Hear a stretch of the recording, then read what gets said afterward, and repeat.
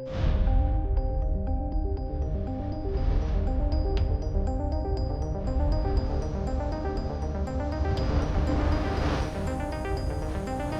ายดีชื่อสีวรรณ ลำมณีเนาะเฮ็ดเวียกเป็นผู้ช่วยการเงินของโครงการอยู่กระทรวงศึกษาธิการและกีฬา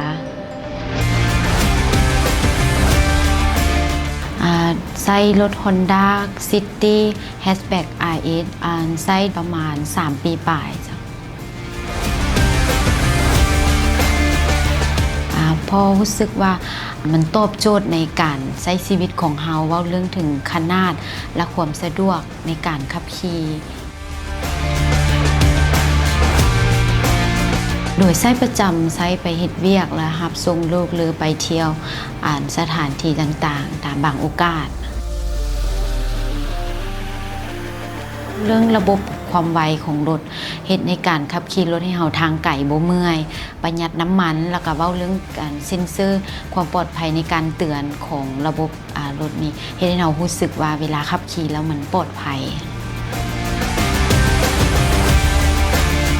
รู้สึกว่าปลอดภัยหลายจึงเว้าถึงเซ็นเซอร์เนาะเวลาเฮาขับเหยียบเส้นหรือว่าเฮาจะใกล้รถคันใดแล้วเซ็นเซอร์เฮาเตือนเฮาแล้วเฮ็ดเฮารู้สึกว่าปลอดภัยที่ได้ขับรถคันนี้สถานที่การซากของรถไฟฟ้ามันยังบ่หลายบ่คือปั๊มน้ำมันที่เฮาสะดวกที่เฮาอยากใส่น้ำมันตอนใดก็ได้เคยเอาเข้าไปกวดเช็คช่วงล่างของรถเนาะแล้วไปซ่อมแปลงรู้สึกว่าพนักงานตอนรับดีแล้วก็บริการดีแล้วก็ซ่อมแปลงรถเฮาก็ดีคือกันจะเว้าถึงกล้องหอบคันเนาะเวลาเราขับขี่เขาจะจอดในที่แคบหรืออย่างเขาจะมีเซ็นเซอร์เตือนเราแล้วเขาสามารถจอดได้นะรู้สึกว่ามักตัวนี้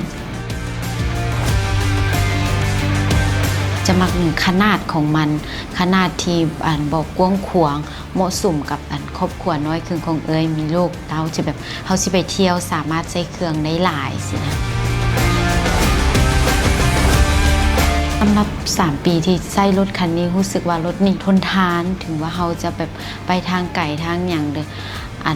ระบบช่วงล่างของมันกับยังบ่ทันได้ปีพีอย่างนะมันยังดีมันยังคุ้มค่าสำหรับ3 ปีที่ใช้ได้นะเป็นแบรนด์ที่ทันสมัยคือเหมาะสำหรับ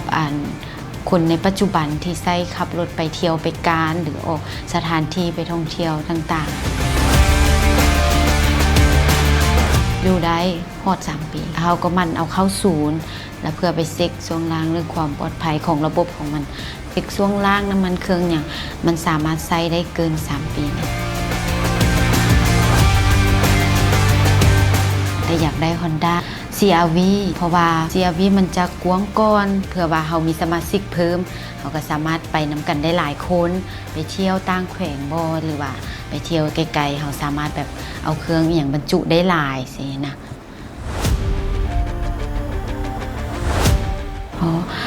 ทนทานทันสมัยและก็ประหยัดสำหรับใครที่จะตัดสินใจซื้อนะอยากแนะนำว่าอันนี้ก็เป็นลูกค้าผู้หนึ่งสินะอยากให้ลองมาเปิดใจมาลองขับ Honda คุ้มค่าสำหรับลูกค้าตัวจริงที่ใช้นะ